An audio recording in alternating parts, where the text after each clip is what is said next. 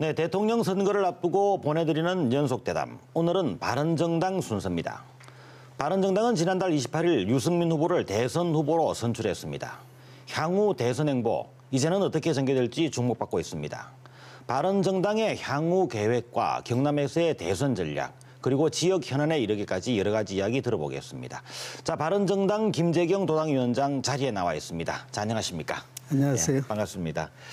바쁘게 경선 일정을 치르셨을 텐데 자리에 나와주셔서 감사합니다. 오늘 많은 말씀 부탁드리겠습니다. 네. 예. 자, 바른정당 조금 전에 말씀드렸지만 지난 3월 28일이죠. 경선을 벌인 정당 중에서는 가장 먼저 대통령 선거 후보를 확정지었는데요. TV 토론 과정에서 여러 가지 의미 있는 논의들 많이 나온 걸로 알려져 있습니다. 그리고 내용에 대해서도 굉장히 심도 있었다 이런 평가들을 받았는데요. 자, 김재경 도당위원장으로서 그동안의 경선 과정 어떻게 평가하시는지 말씀을 좀 먼저 해주시죠.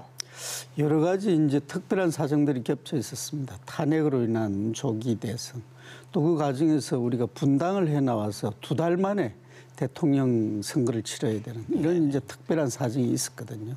그래서 여러 가지 걱정이 앞섰는데 이 만들면서 준비하고 또 시행하는 이런 과정에서 그래도 나름 이제 특히 토론회 부분에 있어서 우리 후보들이 발군의 실력을 발휘하면서 국민들의 주목을 끌어서 뭐 저희들 나름대로 절반의 성공은 거두었다. 일단 큰 고비는 넘었는데 후보가 선출된 이후에 이제 본선에서의 여러 가지 역할이라든지 우리가 할 일들이 있기 때문에 앞으로 많은 각오를 하면서 준비를 할 생각입니다. 네. 어쨌든 내부적으로도 이런 경선 과정에서 TV 토론에서 나왔던 여러 가지 정책적인 이야기들, 굉장히 의미 있는 얘기들이 많이 나왔다라는 평가를 받았습니다. 자, 조금 전에 평가를 그렇게 해주셨지만 이제 사실상 지금 바른정당의 가장 큰 고민, 낮은 지지율 아니겠습니까? 이 부분 부인하기가 어려운 상황인데요. 자, 이 낮은 지지율에 대한 고민, 원인이 어디 있고 또 앞으로 이런 지지율을 높이기 위한 계획들도 있을 것 같은데 같이 좀 말씀을 해주시죠. 지금 탄핵이라든지 이런 과정을 쭉 겪어오면서 우리 국민들의 정서가 아직은 이제 냉정하고 차분하기보다는 그 어떤 현상에 대해서 적극적이고 감정적인 이런 이제 부분이 있기 때문에 조금 이제 시간이 흐르면서 뭔가 해결책을 모색하는 단계가 되면 우리 지지율의 이제 변화는 있을 거다 이런 생각을 하고 있고요. 그리고 이제 뭐든지 이제 원칙과 그야말로 바른 모양으로 가야 나중에 이제 세력이 붙는다. 정치라는 게 결국은 명분이 있어도 세력이 없으면은 이게 잘 풀리지는 않는 건데 지금 현재로서는 우리가 두 가지를 다 못 가졌지만 앞으로 이제 세력이 분명히 붙을 거다라는 생각을 가지고 있습니다. 조금 전에 드린 질문과 연결해서 좀 추가로 질문을 드린다면은요. 지금 바른정당의 유승민 후보 그리고 또 이제 자유한국당의 후보와 보수 연대 가능성 지금 얘기가 많이 나오고 있습니다. 자유한국당에서는 바른정당과 단일화 가능성을 상당히 높게 보고 있다는 이런 얘기도 나오고 있는 상황인데요. 도당위원장 어떻게 보십니까? 뭐 우리 당의 입장은 우리가 단일화를 위해서 대통령 후보를 뽑지는 않았다라는 게 기본적인 입장이긴 합니다. 그렇지만 이제 이 보수가 지금 이 국정 혼란의 책임이 있는데 이 대선에서마저도 영원히 갈려가지고 뭔가 역할도 하지 못하고 구심점 역할도 하지 못한 상태로 대선이 끝나게 된다면 이게 이제 보수의 불행일 뿐만 아니라 우리나라에 이게 우리가 너무나 큰 죄를 짓는 거거든요. 그런 차원에서 큰 틀의 어떤 연대나 연합을 우리가 생각을 해봐야 될 시점에 왔고 도대체 국민들이 보수가 대통령 선거를 치르는지 치르지 않는지도 모르는 이런 선거를 치르게 한다? 이건 정말 국민들한테 도리가 아니다라는 생각이 들죠. 그래서 그렇게 되면은 뭐 우리 당이든 한국당이든 정말 두 당이 다 죽는 길이거든요. 죽지 않으려고 하면 결국은 살 길을 찾게 될 거다. 그래서 연합이나 연대가 저는 상당히 가능성이 있다고 보고 그렇지만 원칙 있는 연대, 연합이 되어야 된다는 게 우리 당의 기본 입장입니다. 자, 이 정도 여쭤보고요. 지역 현안을 좀 여쭤봐야 되겠는데요.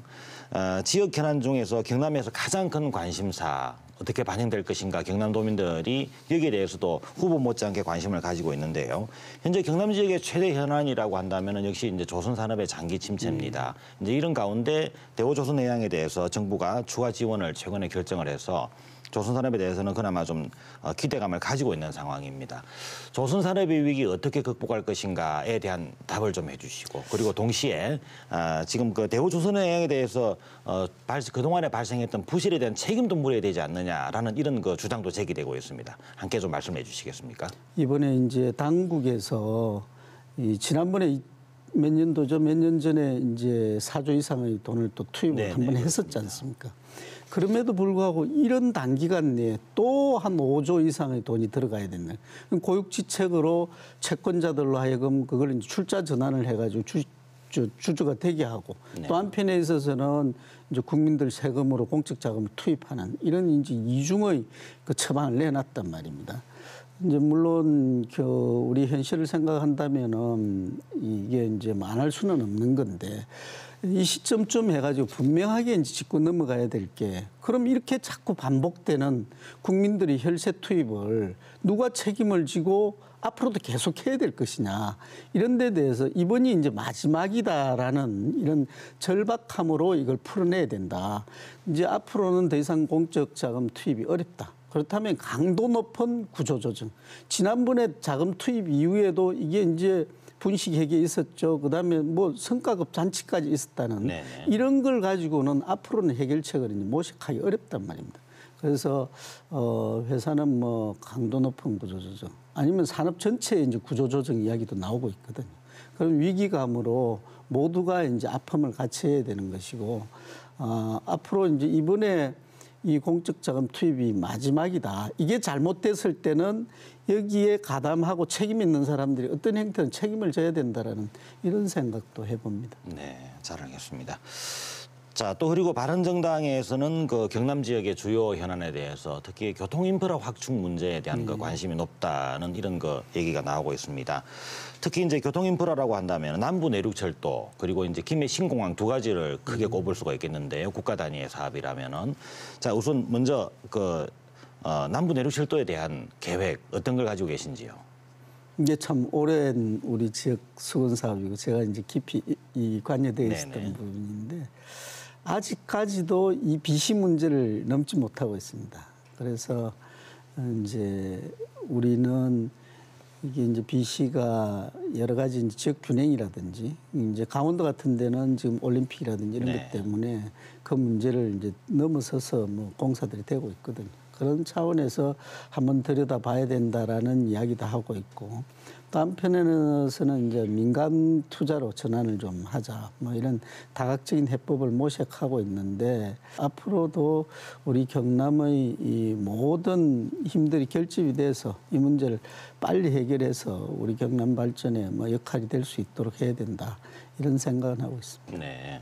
자, 그리고 동시에 그 김해 신공항의 후속 대책 부분도 이게 대선 공약으로 채택될 수 있는 중요한 현안이 될 것 같은데요. 여기에 대해서는 어떤 그 정책을 가지고 계십니까? 일단 허브를 만드느냐 하는 문제부터 시작해서 뭐 지금도 최근에 이제 사천공항의 용도를 뭐 달리 좀 확대해야 된다는 이야기도 나오고 다양한 이야기들이 있는데 일단 올해 다행스럽게 초기에 고속도로 2개는 아마 국토부에서 이게 반영이 된 모양이에요. 그런데 이제 철도 문제는 항상 좀 더 장기적인 문제였고 또 더 많은 돈이 이제 투입이 되는 게 돼서 아직도 검토 중인 걸로 알고 있는데 뭐 적극적으로 저희들의 입장, 특히 이제 김해공항이 위상이 어떻게 정립이 되느냐에 따라서 이 사업이 쉽게 갈 수 있느냐 뭐 하는 문제하고 직결이 된다고 보기 때문에 분명히 이제 김해공항을 어떤 식으로 이제 앞으로 이걸 활용해 갈 거냐 이것부터 이제 명확하게 하면 도로 문제는 의외로 쉽게 풀릴 수도 있다라고 저는 생각을 합니다. 네. 자, 저희가 지금 그 대선을 앞두고 경남도당을 통해서 각 정당들의 정책들을 연속으로 들어보고 있는데요. 공통적으로 드리고 있는 질문, 지방분권에 대한 내용입니다. 이번 대선에서 지방분권에 대해서 여러 후보들이 중요성을 다시 강조하고 있고 과거에 나왔던 고민들을 다시 시작하고 있는데요. 바른정당에서도 지방분권에 대한 정책이 있으실 것 같아요. 어떤 그 계획들을 가지고 계신지 말씀을 좀 해주시겠습니까? 우리나라가 원체 이제 국토가 좀 좁아서 큰 나라들하고 이제 곧바로 비교하기는 어렵지만 요즘 이제 화두가 권력의 집중이 문제를 항상 불러온다라는 이런 거 아니겠어요. 그래서 개헌을 하면서도 지금 논의되고 있는 게 대통령의 막강한 권한을 분산하는 것 못지않게 중앙정부의 네네. 권한을 이제 나눠 가져야 된다. 이런 공감대가 확실히 있는 것 같습니다. 그래서 그런 방향성은 잡혀 있다고 보고요. 그리고 이제 지역의 이 분권이라는 게 권한을 나누는 것, 그것보다 더 중요한 게 재정의 확충이거든요. 네네. 그래서 국가 이제 재정을 어떤 식으로든 지방에서 이제 좀 나눠 가지고 또 지방의 세수를 늘릴 수 있는 이런 제도적인 뒷받침 필요하다고 보는데요.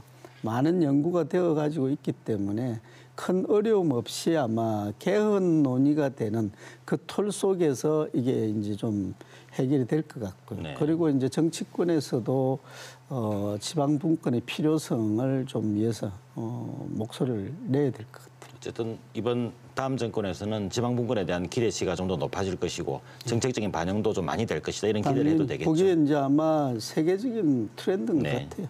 잘 알겠습니다. 자, 마무리를 해야 되겠는데요. 자, 바른정당 경남도당에서 가지고 있는 경남 맞춤형 대선 전략이 있으실 것 같습니다. 마무리 발언 말씀과 함께 같이 얘기해 주시죠.